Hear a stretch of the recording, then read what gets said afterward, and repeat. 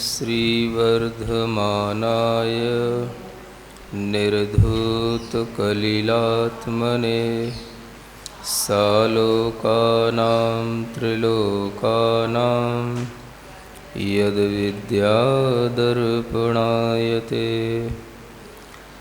आचार्य समंतभद्र विरचित रत्नकरंडक श्रावकाचार ग्रंथ में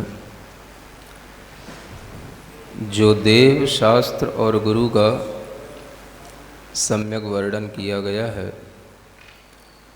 वह सभी के लिए सदैव श्रद्धा का विषय होना चाहिए और उसी के अनुसार अपने मन में देव शास्त्र गुरु के प्रति विनय आदर का भाव भी होना चाहिए।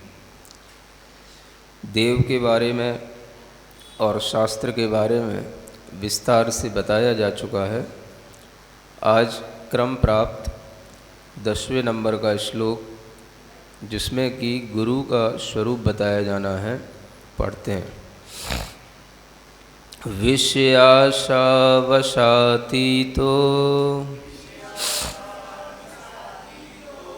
निरारंभो परिग्रह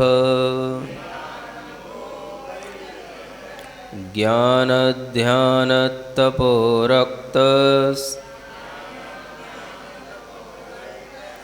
तपस्वी स प्रशस्यते। पुनः एक बार पढ़ें। विषयाशावशातीतो निरारंभो परिग्रह ज्ञानध्यानतपोरक्तस् तपस्वी सः प्रशस्यते। यह ऐसे श्लोक हैं जिन्हें हर जैन व्यक्ति को कम से कम तो याद ही होना चाहिए। जहाँ पर भगवान का, शास्त्र का और गुरु का स्वरूप बताया गया है, उन श्लोकों को याद करके ही हम गुरु का स्मरण कर सकते हैं। जब भी कभी गुरु की बात आती है तो अनेक लोग गुरु के विषय में अनेक तरह की धारणाएं बना करके चलते हैं और गुरु की पहचान या साधु की पहचान करने के लिए किसी के पास में कोई भी पैरामीटर नहीं होते। यह रत्नकरंड श्रावकाचार ग्रंथ में इस तरह की हमें परिभाषा मिलती है कि दुनिया के किसी गुरु के ऊपर इस परिभाषा को लागू किया जा सकता है। जब हम णमो लोए सब्ब साहूड़म पढ़ते हैं तो अनेक लोग जो णमोकार मंत्र को जानते हैं, पढ़ते हैं, जैनों के अलावा भी अनेक लोगों के पास में जो नॉन जैन लोग हैं उनके पास भी जब णमो लोए सब्ब साहूड़म पद पहुंचता है तो उन्हें यह समझ आता है कि लोक में सर्व साधुओं को यहाँ पर नमस्कार किया गया है। यानी लोक में जितने भी साधु हैं उन सबको मेरा नमस्कार है। इस तरह का अभिप्राय कई बार मेरे सुनने में आ चुका है और कई जो अच्छे प्रवचनकार होते हैं, गृहस्थ रूप में साधु होते हैं, वो भी अपने अनुयायियों से कहते हैं कि देखो णमोकार मंत्र में सभी साधुओं को नमस्कार किया गया है, तो इसमें किसी भी प्रकार का कोई भेदभाव करने की ज़रूरत नहीं है। बात तो सही है उनकी कि णमो लोए सब्ब साहूड़म, लोक में जितने भी साधु हैं उनको मेरा नमस्कार हो। ऐसा कई बार मेरे सुनने में आ चुका है। आप लोगों को और उन सभी को यह जानकारी भी होना आवश्यक है कि अगर णमोकार मंत्र में साधु को कहा है तो उस साधु का स्वरूप क्या बताया गया, वह साधु कैसा होना चाहिए, उस साधु के पास भीतर क्या होना चाहिए, बाहर क्या होना चाहिए, ये सिर्फ एक श्लोक में सब बता दिया गया। और अगर यह साधु की परिभाषा आप में घटित हो जाती है तो कोई दिक्कत की बात नहीं है। कोई भी श्लोक में रहने वाला साधु नमस्कार के योग्य है, प्रशंसा के योग्य है। तो ये डेफिनेशन उसमें घटित होनी चाहिए। जब साधु कहने से ऐसा नहीं होता कि कोई भी 10 लोग हमें साधु मान लें तो वो साधु हो जाता है। या 10,000 लोग हमें साधु मान लें तो साधु हो जाता है। साधु की मान्यता लोगों के ऊपर डिपेंड नहीं है कि हमारा ग्रुप कितना बड़ा है, हमारे अनुयायी कितने हैं, हमारा समाज कितना हमको मानने वाला है। ये साधु की परिभाषा नहीं होती। साधु की परिभाषा तो उन अनुयायियों को भी इसी रूप में देखना पड़ेगी कि जो यहाँ बताई जा रही है वो परिभाषा में साधु फिट बैठता है कि नहीं, और जो साधु अपने आप को साधु समझता है उसे भी यही परिभाषा अपने ऊपर लागू करनी पड़ेगी कि इस परिभाषा में मैं फिट बैठता हूँ कि नहीं। अगर ये फिट बैठेगा तो ही वो साधु णमो लोए सब्ब साउडम के साधु पद में नमस्कार करने योग्य होगा, अन्यथा वो साधु नहीं है। समझ आ रहा है? तो ये बात विशेष रूप से ध्यान रखने योग्य है। जो बहुत से लोग जैन ही लोग नहीं समझ पाते हैं, तो अजैन लोगों के लिए भी ज्ञान तो होता है कि ऐसा नहीं कि उन्हें समझ नहीं होती, लेकिन कहीं ना कहीं उनका स्वार्थ इस तरह की परिभाषा करने के लिए उन्हें मजबूर भी करता होगा, और इससे वो व्यापकता को भी बताना चाहते होंगे कि देखो जैन धर्म कितना व्यापक है। अगर कोई नॉन जैन साधु इस तरीके से कहे कि देखो जैन धर्म कितना व्यापक है कि उसमें लोक के सब साधुओं के लिए नमस्कार किया गया है, और नॉन जैन साधु कह रहा है, समझ आ रहा है, तो लोगों को क्या लगेगा? जो अजैन लोग होंगे उनको भी लगेगा कि चलो इन साधुओं को नमस्कार किया गया है तो जैन धर्म में भी हमारे साधुओं का नमस्कार किया जाता है।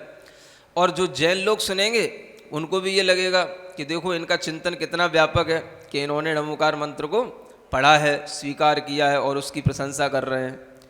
तो ये बातें तो एक अलग दिमाग की हो गई कि आप क्या सुनकर के प्रशंसा कर रहे हो। आपको कोई दूसरे समाज का साधु अगर आपके किसी भी सिद्धांत की प्रशंसा करता है तो आप प्रसन्न हो जाते हो, ये अलग बातें हो गई। लेकिन आपको वास्तविकता से परिचय तो हमेशा रखना ही चाहिए। अगर वहाँ पर नमो लोए सब्ब साउडम लिखा है, नमो ओवज्झायाणम लिखा है, नमो आयरियाणम लिखा है, तो ये आचार्य उपाध्याय और साधु क्या होते हैं? इनका कोई स्वरूप भी तो निर्धारित होगा कि जगत के जितने भी आचार्य हैं सबको नमस्कार हो। तो आचार्य तो हर सरस्वती शिशु मंदिर में होते हैं, समझ आ रहा है? हाँ है, हाँ, सब सरस्वती शिशु मंदिर के सभी प्राचार्य होते हैं। आचार्य क्या, प्रा और लगा दिए तो प्राचार्य हो जाते हैं, और सबके कक्ष के आगे लिखा रहता है प्राचार्य कक्ष है, उनको हम आचार्य भी बोलते हैं, प्राचार्य भी बोलते हैं। तो प्रकृष्ट आचार्य हो गए, माने आचार्यों से भी बड़े और बड़े हो गए, तो प्राचार्य कहलाते हैं। समझ रहा? तो इस तरह से क्या सभी कोई इस नमोकार मंत्र में, नमो आयरियाणम में सभी आचार्य आ गए क्या? जितने भी सरस्वती शिशु मंदिर के साधु जन हैं, या यूं कह लें कोई अच्छे सज्जन लोग हैं जो पढ़ाते हैं, अच्छा सदाचार का जीवन जीते हैं, वो सभी साधु हो गए क्या? सबको इसमें नमस्कार किया जा रहा है? और उपाध्याय तो सब होते ही हैं। एक तो ब्राह्मणों में भी उपाध्याय गोत्र होता है, समझ आ रहा है, जिनका काम मंदिरों में कुछ ना कुछ मतलब शिक्षा देने का होता है, पूजा पाठ कराने का होता है, सब उपाध्याय कहलाते हैं। तो सब उपाध्यायों को नमस्कार किया गया है। और ऐसे ही अगर मानो तो सब साधु भी हो गए, चाहे वो कोई तरीके का कुछ भी काम करने वाले हों, साधु तो साधु है। ऐसा पढ़ा लिखा समाज बहुत जल्दी कह देता है। तो उस पढ़े लिखे समाज को भी थोड़ा सा ये बुद्धि रखना चाहिए कि हर चीज़ की एक डेफिनेशन होती है, हर चीज़ का एक पैरामीटर होता है, और अगर हम उसी के अकॉर्डिंग अपनी बुद्धि चलाएंगे तो ही हम सही ढंग से इस चीज़ को समझ पाएंगे और सही ढंग से हम चल पाएंगे। समझ आ रहा है? व्यापकता का मतलब ये नहीं है कि हम कुछ भी ग्रहण कर लें। व्यापकता का मतलब ये होता है कि हम विवेक के साथ में सही और गलत को समझ करके सही को ग्रहण करें। समझ आ रहा है? तब वो व्यापकता कहलाती है। व्यापकता का मतलब ये नहीं होता कि जो कुछ भी सामने आए उसको ग्रहण कर लिया जाए। तो इस तरह की व्यापकता में चिंतन भी तभी व्यापक कहलाएगा जब आपको बिल्कुल सही सही जानकारी होगी हर चीज की। समझ आ रहा है? गलत की भी और सही की भी सही जानकारी होनी चाहिए। और अगर आपने कोई जानकारी नहीं है और इसका नाम व्यापकता समझो कि हम तो जो भी आचार्य हैं सब हमारे लिए आचार्य हैं, जो भी साधु हैं सब हमारे लिए साधु हैं, समझ आ रहा है? तो ये बात यहाँ घटित नहीं होती। जैन और अजैनों के बीच में भी ये बात घटित नहीं होती, और जैनों में भी अगर सब साधु हैं और सब आचार्य हैं तो उनमें भी ये बात घटित नहीं होती। समझ आ रहा है? बहुत से लोग कहते हैं हमें क्या मतलब पिच्छी कमंडल देखना है, हमें तो साधु मान लेना है, हमारे मुनि महाराज। समझ आ रहा है? तो वो भी बात यहाँ घटित नहीं होती। दोनों तरह से समझाना चाह रहा हूँ। जैन और अजैन दोनों के बीच में भी समझ लो और जैन भी आपस में समझ लें। यहाँ कोई पक्षपात नहीं होता कि आपके साधु तो साधु हैं और दूसरे के साधु साधु नहीं, आपने अजैनों को मना कर दिया और ये जैन ये क्या कर रहे हैं, तो वो भी नहीं है। सत्य में या तथ्य में किसी भी प्रकार का कोई कंप्रोमाइज नहीं होता। समझ आ रहा है? तो सत्य और तथ्य को अगर हम स्वीकार करने की हिम्मत रखेंगे तो हमें शुद्ध वस्तु को ग्रहण करना होता है। शुद्ध धर्म है तो उसके जो कंपोनेंट हैं वो भी शुद्ध ही हैं। शुद्ध देव हैं, शुद्ध शास्त्र हैं, शुद्ध गुरु हैं। समझ आ रहा है? अगर उसमें मिलावट जैनियों में भी है तो वो भी स्वीकार नहीं होती है, भले ही आप लोग खर्च भी करते रहो। और वही मिलावट अगर आपको जैनों के साथ अजैनों में भी देखने में आ रही है तो वो भी स्वीकार नहीं है। यहाँ जैन अजैन से कोई लेना देना ही नहीं है। चाहे जैन साधु हो चाहे अजैन साधु हो, परिभाषा पूरी घटित होनी चाहिए। समझ में आ रहा है? हाँ, ये व्यापक परिभाषा है। ऐसा साधु कहीं भी लोक में होगा तो वो नमस्कार के योग्य है और नमो लोए सब्ब साउडम में वही आता है। साधु का पद पहले है, उपाध्याय और आचार्य तो बाद के काम हैं। साधु पहले होना चाहिए, उसके बाद में वो अगर शिक्षा अध्ययन अध्यापन का काम मुख्यता से कराता है तो वह उपाध्याय भी कहलाता है। संघ की संभाल करता है तो वो बाद में आचार्य भी कहलाता है, लेकिन साधु तो पहले होना चाहिए। समझ आ रहा है? केवल आचार्य उपाध्याय पढ़ने से या कोई संघ का संचालन करने से नहीं हो जाते हैं। साधुता पहले है, ये ध्यान रखना। साधु तो वह कोर्स है जिसके बिना आपको कभी भी बीए की एमए की डिग्री नहीं मिलेगी। समझ आ रहा है? और बीए एमए करने के बाद में ही आप टीचर बन सकोगे। सुन रहे हो? जब आप बीएड करोगे कम से कम ग्रेजुएशन तो होनी चाहिए। चलो एमए ना भी सही तो बीए तो होनी चाहिए। तो बीए तक जो है ये कॉमन कोर्स है। उसके बाद में ही आप आचार्य बन सकोगे, उसके बाद में ही कहीं के प्राचार्य बन सकोगे, या उसके बाद ही आप किसी को शिक्षा देने के योग्य टीचर बन सकोगे, प्रोफेसर बन सकोगे। समझ आ रहा है? तो पहले बीए कम से कम होना चाहिए, फिर उसके बाद में बीएड या एक्स्ट्रा पीएचडी वगैरह जो कुछ भी है वो सब बात की बातें हैं। तो साधु माने साधु पहले होना चाहिए, उपाध्याय और आचार्य होना बाद की बातें हैं। उपाध्याय और आचार्य नहीं भी हो तो कोई बात नहीं, लेकिन साधु पहले होना चाहिए। और जो उपाध्याय और आचार्य हैं उन्हें भी साधु होना जरूरी है। समझ में आ रहा है कि नहीं? सब तरीके सुन रहे हो? हाँ, तो जो डमो लोए सब साउडम में साधु होंगे वही जो है साधु का एक अलग से एक्स्ट्रा पद है उपाध्याय का। उन्हीं साधु का एक्स्ट्रा पद है आचार्य का। लेकिन साधु की शर्तें उनमें पूरी होनी चाहिए। अलग से कोई आचार्य नहीं आ जाते हैं, अलग से कोई उपाध्याय नहीं हो जाते हैं। पहले साधु ही बनते हैं, आचार्य उपाध्याय बाद में बनाए जाते हैं। पहले बीए तक आपको शिक्षा लेनी है। बीए का कोर्स तो ग्रेजुएशन तो कंप्लीट होना ही है। टीचिंग जॉब आपका बाद में लगेगा एज ए उपाध्याय, और एज ए प्रिंसिपल आपके लिए और एक्स्ट्रा अगर आपका एक्सपीरियंस होगा और एक्स्ट्रा आपकी क्वालिटी होगी तो एज ए प्राचार्य भी आपको नियुक्त किया जाएगा। ये बात की बात है। समझ में आ रहा है ना? तो साधु कहने का मतलब चाहे जैन हो चाहे अजैन हो, परिभाषाएं हमेशा व्यापक होती हैं, हर समय पर ये एप्लीकेबल हैं। ऐसा नहीं है कि आज पंचम काल है तो ये परिभाषा थोड़ी सी ढील देनी चाहिए, चतुर्थ काल की परिभाषा होगी, ऐसा कुछ नहीं है।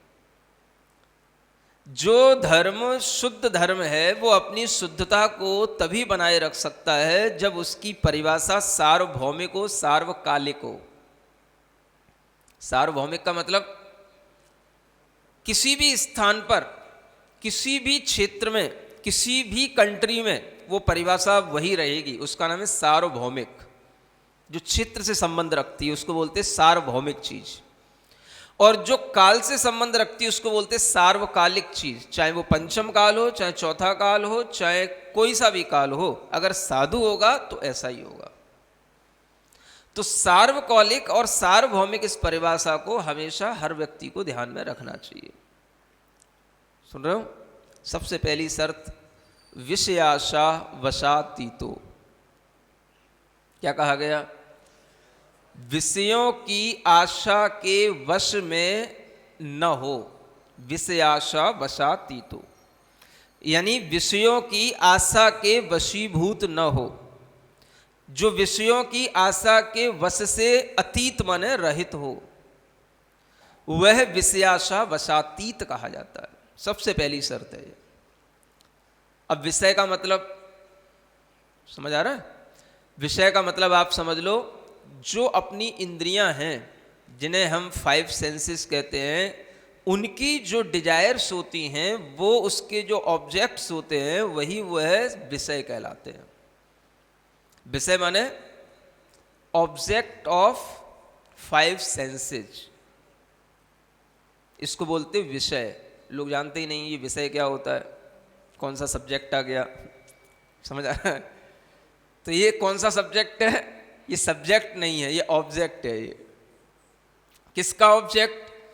जो हमारी 5 सेंसेज हैं, उनको हमेशा अच्छे लगने वाले ऑब्जेक्ट, जिनसे कि हम सेंसेस का आनंद लेते हैं, इसे हम सेंसुअल प्लेजर बोलते हैं। समझ आ रहा है? तो जो साधु है, जिसे हम बोलते हैं प्रिसेप्टर, समझ आ रहा है? तो that preceptor is only here praise वर्दी। वही साधु यहां पर केवल जो है प्रशंसा के योग्य है। इंद्रिय, घ्राण इंद्रिय, चक्षु इंद्रिय और कर्ण इंद्रिय, ये 5 इंद्रियां हैं। और इन 5 इंद्रियों को संचालित करने वाला मन है। तो मन जो है इन 5 इंद्रियों के आनंद में रहना चाहता है। स्पर्शन इंद्रिय का आनंद मन को मिलना चाहिए। ठंड में अच्छा गर्मी का वातावरण होना चाहिए, गर्मी में बिल्कुल ठंडा ठंडा वातावरण होना चाहिए। समझ आ रहा है? स्पर्शन इंद्रिय को आनंद मिले। समझ आ रहा है? रसना इंद्रिय को आनंद मिलना चाहिए। मन चाहा गरम गरम भी, ठंडा ठंडा भी, सब कुछ होना चाहिए। घ्राण इंद्रिय को भी अच्छी अच्छी सुगंधें सूंघने का आनंद आना चाहिए। चक्षु इंद्रिय को भी अच्छे अच्छे सीरियल, अच्छे अच्छे हीरो हीरोइन, जो कुछ भी अच्छे अच्छे दृश्य हैं वो सब देखने को मिलना चाहिए। सिनेमा, टीवी, मोबाइल, लैपटॉप, सब पर सब कुछ देखने को मिलना चाहिए।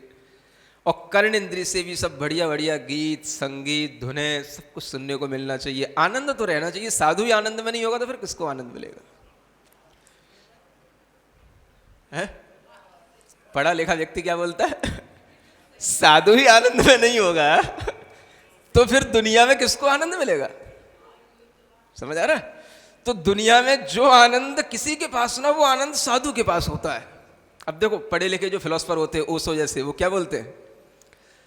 कोई आनंद जब दुनिया में किसी के पास नहीं होता, वो साधु के पास होता है। और वही जैन शास्त्रों में लिखा होता है कि दुनिया में जो आनंद किसी के पास नहीं, वो साधु के पास है। अब ये जो पढ़े लिखे फिलोसफर होते हैं, इसी लाइन को किस ढंग से अपने काम में लेते हैं? समझ में आ रहा है कि जो लाइन यहां लिखी है कि जो आनंद साधु का एक क्षण का है, वो दुनिया में किसी भी प्रकार के भोगियों का आनंद, वो साधु के आनंद के बराबर नहीं होता।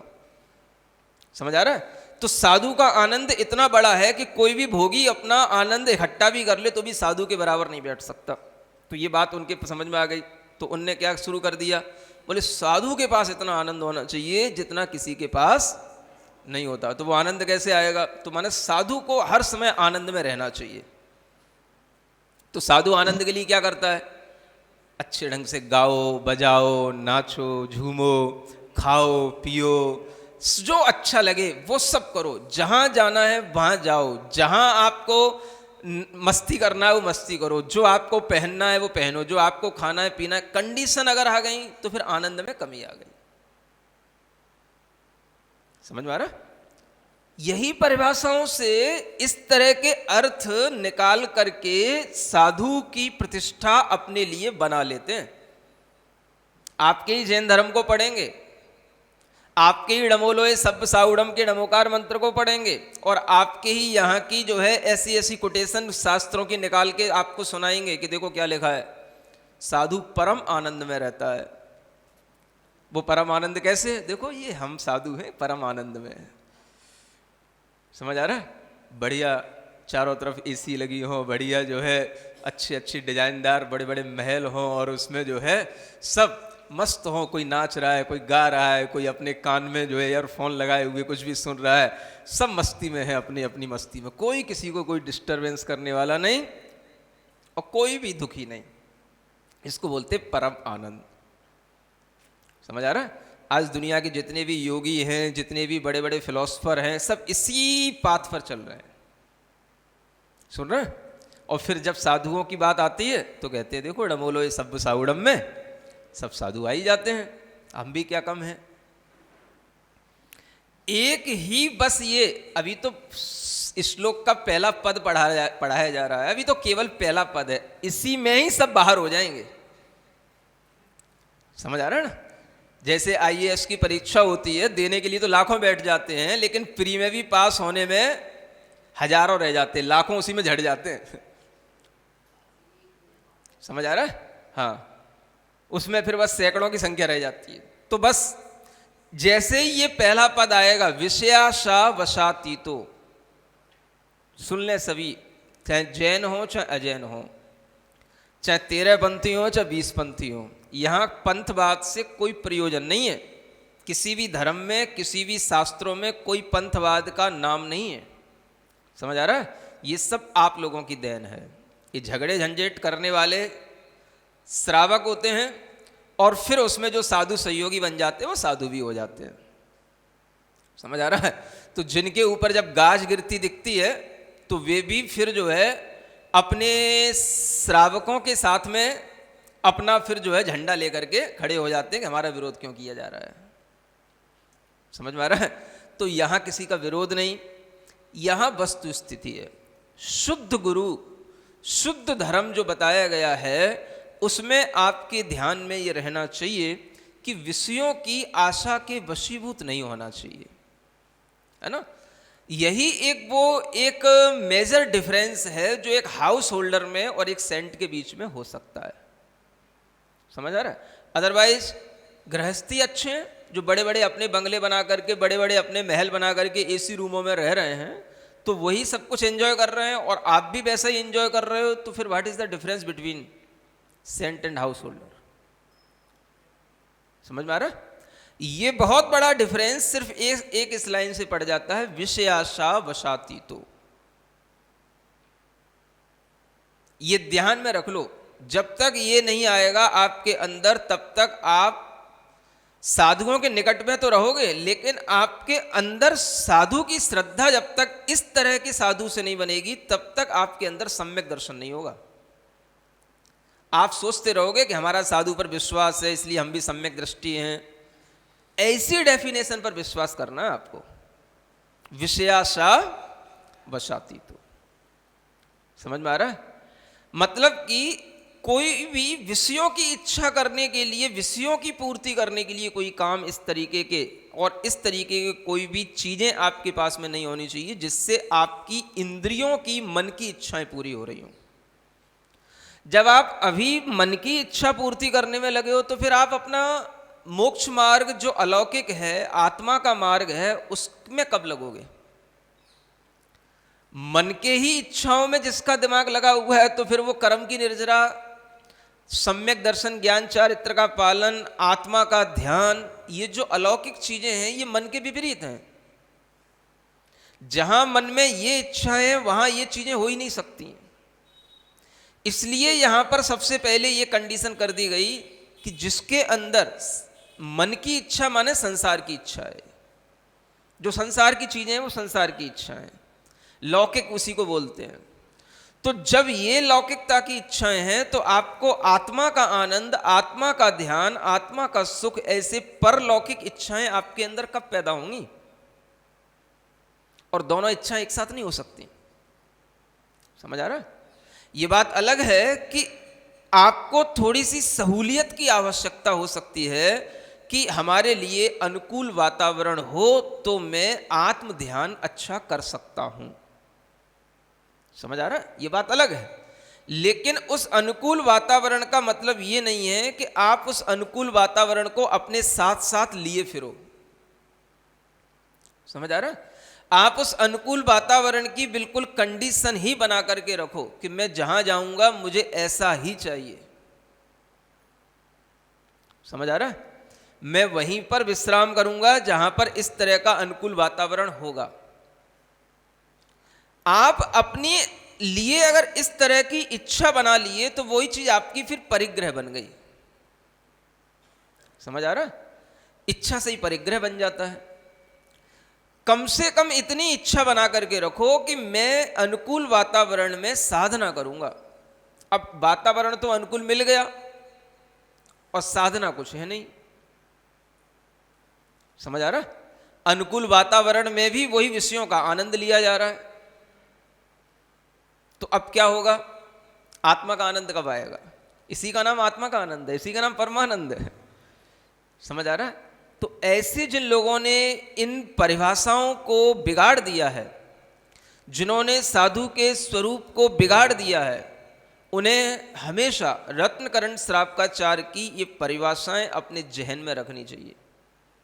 विषयों की आशा से रहित होना, इसमें वो सब चीजें आ जाएंगी जो साधु के योग्य नहीं होती हैं। समझ आ रहा है? आपके लिए धर्म ध्यान का भाव यदि है, आत्मज्ञान ध्यान की आपके अंदर कोई महत्ता है, तो आप इस वातावरण में इन चीजों में आसक्त नहीं होगे। उपलब्ध हो जाए कोई बात नहीं। समझ आ रहा है? जरूरी नहीं है कि वो चीज प्रतिकूल परिस्थिति में ही उपलब्ध होगी। ध्यान साधना के लिए भी अनुकूल वातावरण होना चाहिए, लेकिन उस अनुकूलता का मतलब ये नहीं है कि हमें उसमें इंद्रिय के विषयों में आनंद आने लग जाए। समझ आ रहा है?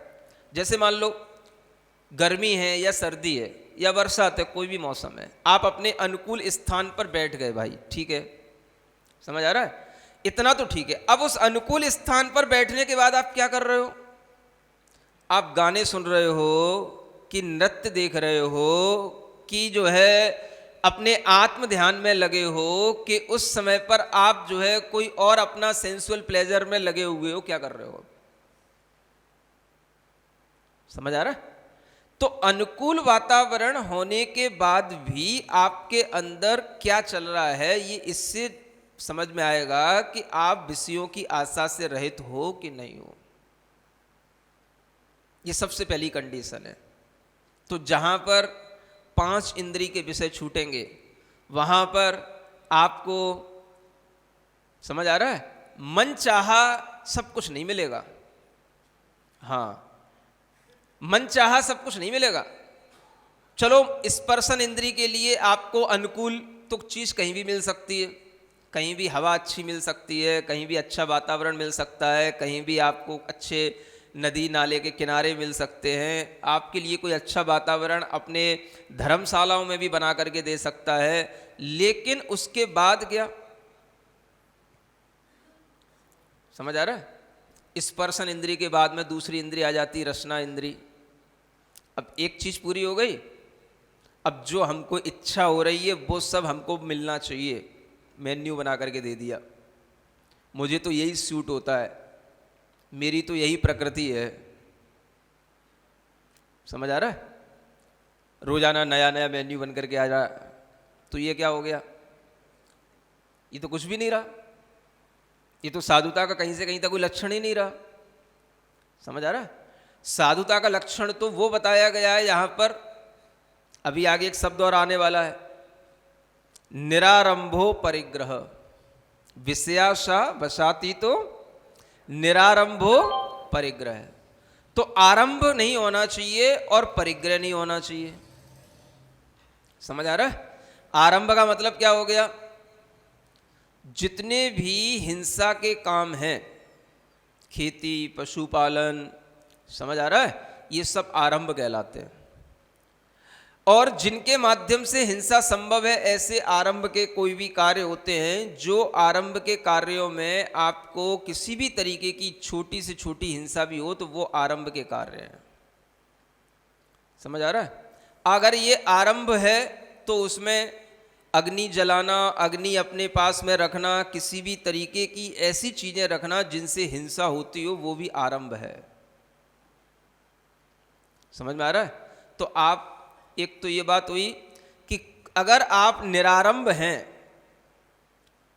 तो आप अपने इच्छा अनुसार अपना भोजन इत्यादि नहीं बनवा सकते हैं, और ना ही अपने पास में भोजन बनाने की कोई भी सामग्रियां अपने पास में रख सकते हैं। चूल्हे हैं, समझ आ रहा है, और भी कोई भी बर्तन हैं, कोई भी ऐसी सांसारिक चीजें हैं जिन्हें गृहस्थ लोग अपने काम में लेते हैं, उनको आप अपने काम में नहीं ले सकते। आरंभ से रहित होने पर, परिग्रह से रहित होने पर आपके पास में बर्तन भी नहीं होंगे और आपके पास में कोई भी चौका चूल्हे की कोई सामग्रियां नहीं होंगी। समझ आ रहा है? तो एक चीज तो ये हो गई। अब चलो भाई हमारे पास नहीं है, हम अपनी इच्छा से कह करके करवा रहे हैं और श्रावक लोग कर रहे हैं, तो उसमें भी आपको ये ध्यान रखना पड़ेगा कि आप इस तरह से अपनी मन की इच्छा पूर्ति कर रहे हैं कि या वास्तव में आपका स्वास्थ्य खराब है या स्वास्थ्य का बहाना बनाया जा रहा है। समझ आ रहा है ना? हाँ, ये खुद सोचना पड़ेगा। कई लोग तो स्वास्थ्य के ही बहाने बहुत कुछ अच्छा अच्छा खाने पीने की चर्चाएं कर लेते हैं। नहीं समझ आ रहा? हाँ, किसी किसी को अगर बीमारी है तो एक बात अलग है, वो श्रावक आपकी वैयावत्ती करेगा, लेकिन आपको उसमें भी चिंता करने की जरूरत नहीं है। आपको तो उस चीज से बिल्कुल इतना दूर रहने की जरूरत है कि हमारा इसमें मन ना लगे। अगर आपके लिए सब तरह से रोजाना अच्छा अच्छा अनुकूल, जिस तरह का आप चाहते हो, गृहस्थ भी जैसा नहीं लेता उस तरीके का आप लेने लग गए, तो फिर वो आपके लिए कोई भी विषयों की आशा से रहित नहीं कहलाएगा। समझ आ रहा है? रसना इंद्रिय, इस पे भी ध्यान रखना है। घ्राण इंद्रिय, ऐसी ऐसी सुगंधें गृहस्थ भी अपने काम में नहीं लेता। समझ आ रहा है? आपको क्या जरूरत पड़ गई? आपको क्या जरूरत पड़ गई ऐसे अच्छे अच्छे फ्लेवर्स की, सेंटों की? आपकी कोई जरूरत पड़ गई? समझ आ रहा है? तो वो सब चीजें, ये सब विषयों की आशा है। बच्चे बच्चे पर मुकदमा, बच्चे पर केस। और उसके अलावा जो कुछ भी नेत्र इंद्रिय को भी संतुष्ट करने के लिए उसका भी आनंद होता है। जो कुछ भी दृश्य हैं किसी भी तरीके के, वो आपको देखने की इच्छा होती है, उसके लिए आपने साधन बना रखे हैं, वो भी सब गलत होगा। और इसी तरीके से कर्ण इंद्रिय के लिए, क्या समझ में आया? ये जब आप एक सीमांकन कर लेंगे तभी साधु की पहली शर्त पूरी होगी। समझ आ रहा है? अब आपको नए नए इस तरीके की धुनें, गाने, ये सब सुनने की आदत पड़ी है। भाई क्या बिगड़ रहा है? तुम्हारा क्या जा रहा है? हम तो सुन रहे हैं, अपने कान में लगाए। अरे तुम्हारा और हमारे से मतलब नहीं है। ये तुम्हारा भी स्वरूप नहीं है, हमारा भी स्वरूप नहीं। अगर आपको इन्हीं चीजों में आनंद आ रहा है, संसार की इन चीजों में आनंद आ रहा है, तो आपको अपनी आत्मा का आनंद कब आएगा? साधु किसके लिए बनता? आत्मा के आनंद के लिए कि संसार सुख के आनंद के उठाने के लिए? हा? समझ आ रहा है? अगर ये उद्देश्य नहीं है तो वह सारा का सारा गड़बड़ झाला है। समझ आ रहा है? इसलिए सबसे पहली शर्त है, विषयों की इच्छा नहीं करो।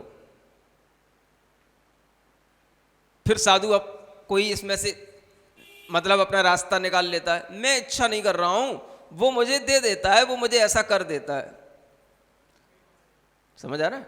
वो दे तो देता है, कर तो देता है, लेकिन चलो जिस दिन उसने दे दिया, कर दिया, उस दिन तो ठीक है। क्या हर रोज वो करके दे देता है? और जिस दिन नहीं दे देता है उस दिन आपको क्या हो जाता है? फिर आप किसी से कुछ कहते हो कि नहीं कहते हो? आपको सहन हो जाता है? तो बहानेबाजियां भी बहुत तरीके की होती हैं। कुल मिलाकर के बात यह है कि ईमानदारी से अगर कोई व्यक्ति आत्म कल्याण के लिए साधु बना है तो उसे विषयों की इच्छा नहीं होगी, सीधी सी बात है। समझ आ रहा है? और आत्म कल्याण की इच्छा नहीं है तो फिर इन्हीं इच्छाओं में मन लगा रहेगा। तो सबसे पहली चीज, विषयों की आशा से रहित। आरंभ का मतलब जो भी हिंसा के काम हैं, चौके इत्यादि के जो काम होते हैं, समझ आ रहा है, या व्यापार के जो काम होते हैं, ये सब काम हिंसा में आते हैं। और इस तरह के हिंसा से, आरंभ से परिग्रह का संचय होता है। जैसे आप लोग जो व्यापार करते हो ना, फिर व्यापार से क्या होता है? पैसा आता है, पैसे से परिग्रह होता है।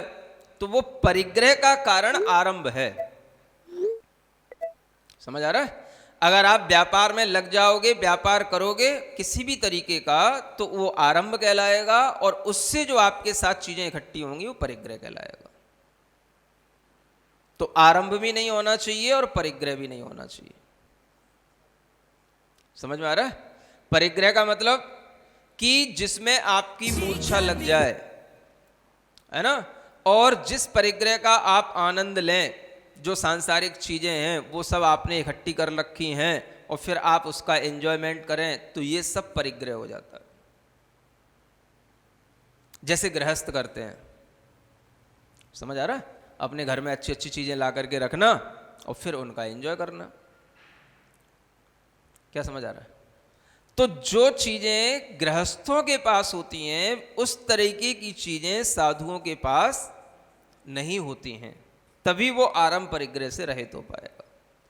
अब आप ये समझ लो कि जब साधु के लिए दूसरे के घर में जाकर के भोजन करना है, मौन पूर्वक भोजन करना है, कृत कारित अनुमोदना से रहित होकर के भोजन करना है, उसे नहीं पता होता कि मुझे क्या मिलेगा, ऐसी जगह पर जाकर के भोजन करना होता है, तो वह साधु अगर अपने मन चाहे सब तरीके के काम करने लग जाए, भोजन इत्यादि, तो फिर वह आरंभ से रहित नहीं कहलाएगा।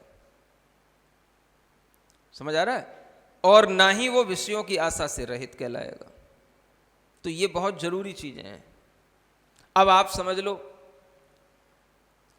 कौन से कितने साधु हैं जिनके लिए भोजन उनकी इच्छा से ना बनता हो। समझ आ रहा है? चाहे जैन हो चाहे अजैन हो, मेन्यू अगर पहुंचता है, साधु की इच्छा पहुंचती है, उस तरीके से अगर कुछ काम होता है, तो वह इस विषय की आशा की शुरुआत यहीं से है। समझ आ रहा है? और कितने ऐसे साधु हैं जिनके पास में अपने अपने साधन आज नहीं है एंजॉय करने के, हर तरीके के, जो भी ये मोबाइल हैं, लैपटॉप हैं, ये जो साधन हैं, ये सबसे ज़्यादा आजकल के एंजॉय करने के साधन हो गए हैं। समझ आ रहा है? चाहे जैन हो चाहे अजैन हो, ले आओ मेरे सामने ले आओ। समझ आ रहा है? मैं भी पहले नमस्कार करूंगा, फिर आप तो बाद में कर लेना। समझ आ रहा है? जो अपने आप को कह रहे हैं नमो लोए सब साउड़म में, वो इस परिभाषा में आ जाएं। और परिग्रह, परिग्रह का मतलब किसी भी प्रकार के जो 10 प्रकार के बाहरी परिग्रह हैं, पहले वो तो दिखने ही नहीं चाहिए। 14 परिग्रह भीतर की बात तो चलो बात की है। पहला क्या है? बाहरी परिग्रह। समझ आ रहा है? ये परिग्रह नहीं होना चाहिए कि ये हमारा मठ है, ये हमारा घर है, ये हमारा स्थान है, ये हमारे लिए जो है हमारा कमरा है, ये सब कोई परिग्रह नहीं होना चाहिए। समझ आ रहा है? हाँ। और ना ही कोई अपने ऊपर वस्त्र, आभूषण, किसी भी प्रकार के शौक के जो सामग्री हैं, ये होना चाहिए। ये परिग्रह नहीं होता।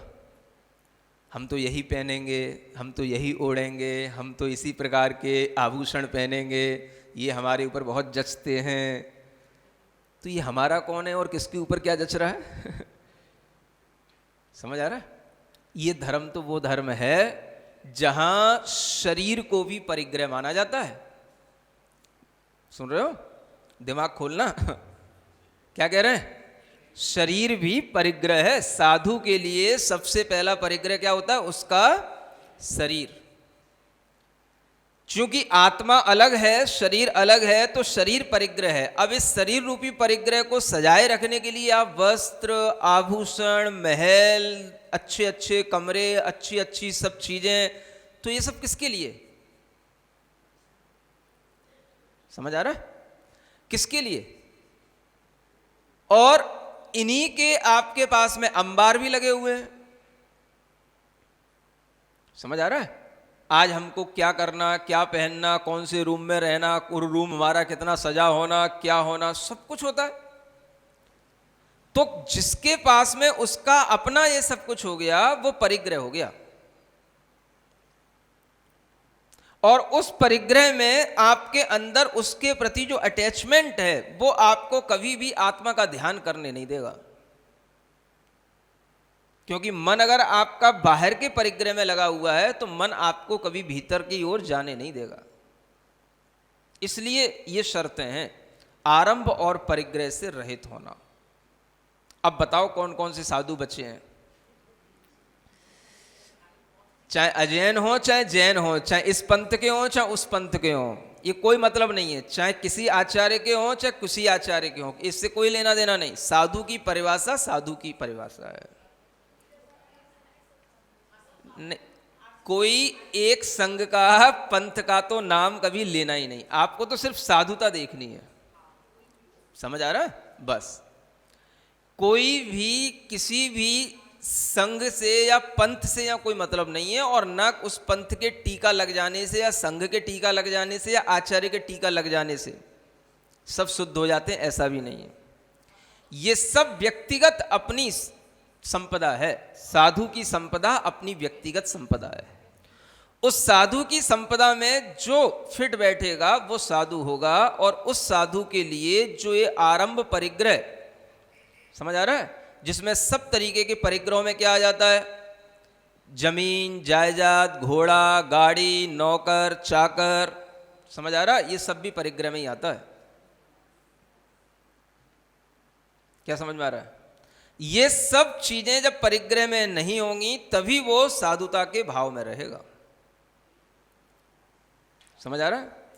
कोई भी चीज है, अगर कहीं पर मान लो साधुओं की संस्थाएं बनी हैं, साधुओं के आशीर्वाद से कोई भी चीजें बनी हैं, तो उस पर साधु का अधिकार नहीं है कि ये साधु कहे ये मेरी है। समझ आ रहा है? वो साधु के अधिकार में यदि है, साधु कहेगा यदि ये मेरी है, और साधु उसके अपने अधिकार में रखेगा, तो उसकी साधुता बिगड़ जाएगी। कोई भी काम अगर अच्छा है, आप कर रहे हो, तो आपके लिए आशीर्वाद दे सकता है, साधु आपको प्रोत्साहित कर सकता है, साधु आपको अच्छे काम में लगा सकता है। और अगर अच्छा काम चल रहा है तो वह साधु उस पर अपना अधिकार नहीं रखेगा। वो आपके आशीर्वाद, आप उससे आशीर्वाद लेकर के वो अच्छा कार्य कर सकते हो। समझ आ रहा है? अच्छे कार्य से मतलब धर्म प्रभावना का कोई कार्य है, साधु रक्षा का कोई कार्य है, जिनालय का कोई कार्य है। समझ आ रहा है? व्रतियों के व्रत पालन करने का कोई कार्य है। इस तरीके के कोई भी कार्य जो धार्मिक कार्य हैं, समझ आ रहा है, उन धार्मिक कार्यों को आप साधु के आशीर्वाद से कर सकते हो, ये बात अलग है। लेकिन साधु कहे कि ये सब मेरा हो गया, ये गलत है। समझ आ रहा है? करेगा तो सब गृहस्थ, और गृहस्थ ही उसका मालिक होगा। साधु कभी उसका मालिक नहीं हो सकता। साधु की अगर मालिकियत हो गई तो वो उसका परिग्रह हो जाएगा। समझ में आ रहा है? गृहस्थ लोगों ध्यान रखो।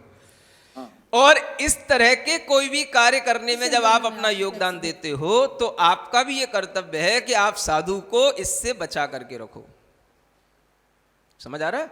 कार्य हम कर रहे हैं महाराज, आपका तो केवल बस मार्ग निर्देशन, या ये कार्य सही है, धर्म प्रभावना का कार्य है, बिगड़ ना जाए, आप इस तरह का हमें केवल आशीर्वाद दें, दिशा निर्देश दें, कार्य हम करेंगे।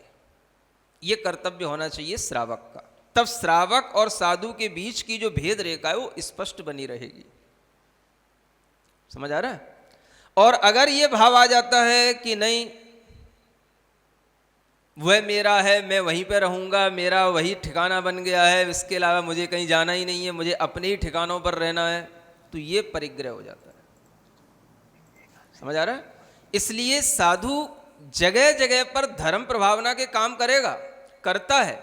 आज की समाज में साधु का प्रभाव होता है, तो साधु के माध्यम से धर्म प्रभावना के काम होते हैं, लेकिन वो साधु अपने आप को उस चीज का परिग्रह ना बनाए। उसकी चिंता में बीपी हाई नहीं होना चाहिए।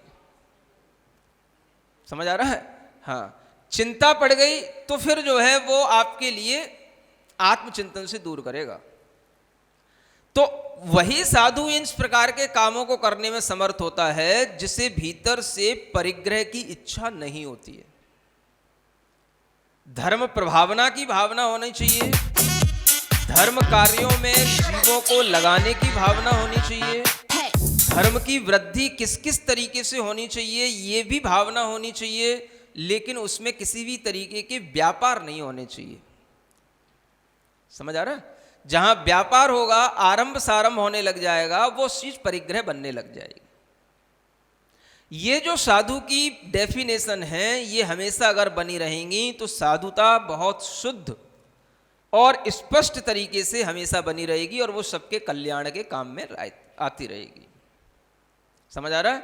अब इसमें चाहे कोई जैन हो चाहे कोई अजैन हो, सबको ले आओ सामने। समझ आ रहा है? इसमें ना किसी की बुराई है और ना किसी की कोई निंदा है, ना किसी को इसमें से अलग किया जा रहा है। बस जो इसमें फिट बैठ जाए वो प्रणाम के योग्य है, वो गुरु के रूप में स्वीकार करने योग्य है। उधर से समझ आ रहा है? छोड़ो। ये बात अगर ध्यान में रहेगी तभी जाकर के नीचे वाली जो लाइन लिखी है, ज्ञान ध्यान तपो रक्तः तपस्वी स प्रशस्यते, वही तपस्वी, प्रशस्यते माने प्रशंसा को प्राप्त है, प्रेज वर्दी माने श्लाघनीय है, वही तपस्वी हमारे लिए स्तुति करने योग्य है जो इस तरह की चीजों से छूटा हुआ हो और ज्ञान ध्यान तप में लगा रहता हो। अब ज्ञान ध्यान कुछ है ही नहीं, दिन भर रात भर बेवजह की बातें, बेवजह की चर्चाएं, बेवजह के कामों में उलझे हुए, कुछ पता ही नहीं कि किस लिए साधु बने। न कभी ज्ञान की बात, न कभी ध्यान की बात, न कभी आत्मा की बात, न कभी आत्मा की भावना की बात, और फिर भी साधुओं में साधु हैं। हमें क्यों नहीं नमस्कार करते, हमारी पूजा क्यों नहीं करते? ऊपर से इसके लिए और दबाव हो जाता है। समझ आ रहा? कोई तो कुछ दिखाई देना चाहिए। ज्ञान ध्यान ये सबसे बड़ी चीज है साधु के अंदर। अगर साधु के पास में ज्ञान की सामग्रियां नहीं है, ज्ञान में वो लीन नहीं रहता है, ज्ञान में ही लीन रहने की इच्छा नहीं करता है, तो वह साधु आखिर किसके लिए क्या कर रहा है? और जहां ज्ञान नहीं होगा वह ध्यान कहां से आएगा? समझ आ रहा है? जिसको अपनी सामायिक में, अपने ध्यान में, अपने स्वाध्याय में आनंद नहीं आता, उसके लिए जिसके पास समय नहीं है, तो वो क्या कर रहा है साधु? समझ आ रहा है? सुबह से शाम तक कोई चीज की जरूरत ही नहीं होती है, न प्रतिक्रमण है, न स्वाध्याय है, न सामायिक है, न ध्यान है, न कुछ है, न कुछ है, और सुबह से शाम बीतती है। समझ आ रहा है? और फिर भी हम साधु हैं। अब मना कौन करे? उनके गुरु ने उनको साधु बना दिया है, तो वो गुरु भी साधु है, वो भी साधु, मना कौन करे? समझ आ रहा है? तो कौन किससे मना करने वाला नहीं है। ये तो सबको अपने अपने मन में संभाल के अपने अपने मन में ध्यान रखना है, सोचना है कि हम क्या कर रहे हैं और हम क्या हैं। समझ आ रहा है? विवाद करने की कोई चीज है ही नहीं है। आज के इस लोकतंत्र में किसी का बहिष्कार किया नहीं जा सकता। समझ आ रहा है? हाँ, तो यहां तो केवल इतना ही हो सकता है कि आप अपने श्रद्धा को संभालो, सही स्वरूप का ज्ञान पैदा करो और अपनी श्रद्धा सही बनाओ। समझ आ रहा है? ज्ञान ध्यान तभी संभव है जब हमारी आत्मरुचि होगी। ज्ञान ध्यान में लीन होना तभी संभव है जब हम विषयों से दूर होंगे। जिनका मन परिग्रह में, विषयों में लगा होगा, वो कभी भी ज्ञान ध्यान में लीन हो ही नहीं सकते।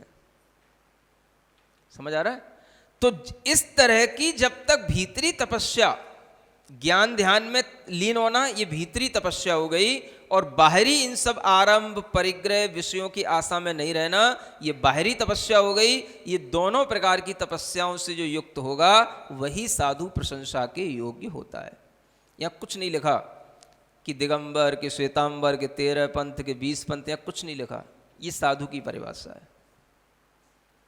समझ आ रहा है? कि जैन के, अजैन, कोई भी हो, परिग्रह नहीं, समझ आ रहा है, अपने सेंसुअल प्लेजर की चीजें नहीं, और फिर आपका एटीट्यूड हमेशा जो है अपने ज्ञान ध्यान के अराउंड ही होना चाहिए। ये चीजें कम से कम ऊपरी रूप में इतना सबको समझ में आना चाहिए। क्या समझ आ रहा है? स्वाध्याय अपने लिए भी होता है, दूसरे के लिए भी होता है। समझ आ रहा है? जब आप खुद कुछ करोगे तभी दूसरे को भी करवा पाओगे, और वह स्वाध्याय जिससे दूसरों का भी हित हो, आपको भी दिशा निर्देश मिले। इस तरह के स्वाध्याय होंगे तो ही आपका मन कुछ आत्म ध्यान में, आत्मा के चिंतन में लगेगा। अन्यथा दुनिया की तो बातें इतनी सारी हैं कि एक जीवन कम पड़ जाएगा, और अनंतों जन्म इसीलिए निकल गए। समझ आ रहा है? लेकिन कभी भी आत्म ध्यान की, आत्मचिंतन की फुर्सत आदमी को मिल नहीं पाती है। तो अगर ये चीजें अपने आप में बैलेंस होकर के रहती हैं, तभी जो है साधु का कल्याण हो पाता है। समझ में आ रहा है? तो साधु का मतलब हो गया सज्जन पुरुष नहीं। साधु माने क्या हो गया? जिसमें ये सब गुण हो, उसका नाम साधु है। समझ में आ रहा है? घोड़ा गाड़ी, घोड़ा गाड़ी का मतलब समझते हो ना? समझ आ रहा है? अब ये साधन नहीं है कोई साधना के। साधु को तो अपने पास में वो चीजें रखनी जो साधना के लिए साधन बने। किसी ने दे दिया, हमने ले लिया, अरे भाई देने को तो कुछ भी दे देगा तुमको, सब ले लोगे क्या? कोई अच्छा बड़ा आदमी मिल गया, भैया मैं तो गाड़ी रिटायर्ड करने वाला था, मैंने ये गाड़ी सोचा अब किसको दूं, चलो साधु को दान देने, सब बढ़िया, कौन सी जगह मिलेगी? तो साधु को दे दी, अपन दूसरी खरीद लेते हैं। भाई उसने तो दे दी, तुमने क्यों ले ली? नहीं समझ आ रहा? तुम्हें क्या जरूरत पड़ गई? तो जब ये चीजें सामने आ जाती हैं तो उससे होने वाला परिग्रह, उससे होने वाली हिंसा, उसका भागीदार कौन होगा? जो उसका मालिक होगा, जो उसको अपना मानता होगा। और फिर ऊपर से कहो कि नहीं ये अपना नहीं है, तो भाई कैसे अपना नहीं है? जब आपका उससे अटैचमेंट नहीं है तो आप उसे अपने पास रखोगे क्यों? आपको उसकी देख संभाल करने की भावना आएगी क्यों? समझ आ रहा है? तो ये चीजें भी कभी साधु को देने योग्य नहीं होती हैं। लोग साधुओं को गाड़ी दे देते हैं, हाथी तक दे देते हैं, घोड़ा भी दे देते हैं। समझ आ रहा है? ये चीजें नहीं देने योग्य होती हैं। अगर वास्तविकता में जिस साधु की हम बात कर रहे हैं, जो साधुता यहां पर गुरु के रूप में है, वो साधुता में यहां पर आपके लिए कोई भी तरीके का आरंभ और परिग्रह उस साधु के लिए क्षम्य नहीं है। समझ आ रहा है? अब उससे नीचे क्या है? तो उससे नीचे बहुत सारी चीजें हैं। क्षुल्लकों की स्थिति अलग है, ऐलकों की स्थिति अलग है। समझ आ रहा है? कपड़ेधारी जो भाई बहन होते हैं उनकी स्थिति अलग है, वो अलग है, ये कोई साधुता में नहीं है। कपड़े वाले भी हैं तो यहां पर आपको परिग्रह से रहित कपड़े वाले हैं कि परिग्रह से सहित कपड़े वाले कहे जाएंगे? बताओ, फिर परिग्रह किसका नाम होगा? फिर परिग्रह किसको कहेंगे? अगर ये चीज हमारे लिए समझ में आएगी तभी हमें पता पड़ेगा कि णमोलोय सब्ब साउडम में क्या कहा गया है। क्या समझ आ रहा है? णमोलोय सब्ब साउडम का मतलब क्या है? सर्व साधु का मतलब, साधु का मतलब क्या है? तो साधु का मतलब जब भी सामने आए तो ये श्लोक सामने रखना। समझ में आ रहा है? क्या क्या देखा जाए तो इसमें 5 बातें हैं साधु के लिए। समझ आ रहा है? पहला, विषयों की आशा से रहित। दूसरा, हिंसा के जो साधन होते हैं जिसे हम आरंभ कहते हैं उनसे रहित। तीसरा, परिग्रह से रहित। और फिर जो है चौथा भीतरी साधन है ज्ञान का, और पांचवा ध्यान का। समझ आ रहा है? तप जो है इसको अलग से भी कहा जा सकता है, और वैसे देखा जाए तो आचार्यों ने कहा है कि जो ज्ञान और ध्यान में लीन है वही उसका तप है। ज्ञान और ध्यान से बढ़कर के और क्या तप होगा? समझ आ रहा? तो ज्ञान और ध्यान ही तप है। अगर वो ज्ञान और ध्यान के लिए सब कुछ तप है तो वो भी बाहरी तप भी उसी में शामिल हो जाएगा। इसलिए ज्ञान ध्यान ही उसका तप है, ये मान के चलो। क्योंकि ध्यान से बढ़कर कोई तप नहीं, ज्ञान से बढ़कर कोई तप नहीं। तो ज्ञान ध्यान उसके तप हो गए, और इसी में वो रक्त माने लीन है, या आसक्त, ऐसा भी पाठ आता है तो उसमें आसक्त है। उसकी आसक्ति किसमें है? आसक्ति तो ज्ञान ध्यान में होनी चाहिए। समझ आ रहा है? धर्म प्रभावना के भी काम करेगा तो धर्म प्रभावना के काम करते हुए भी वो उसमें आसक्ति नहीं रखेगा। आसक्ति तो अपने ज्ञान ध्यान में है। ठीक है, अगर धर्म प्रभावना का कुछ कार्य हो रहा है तो उसमें भी वो शामिल होता है। भगवान की प्रभावना हो, धर्म की प्रभावना हो, अहिंसा की प्रभावना हो, जिनवाणी की प्रभावना हो। समझ आ रहा है? इस तरीके की प्रभावना के कार्य में भगवान ने जो ज्ञान दिया उस ज्ञान की प्रभावना हो, इस तरह के प्रभावना के कार्य में वो लगेगा। लेकिन कभी भी वह अपने ज्ञान ध्यान को छोड़ करके नहीं लगेगा। समझ में आ रहा है?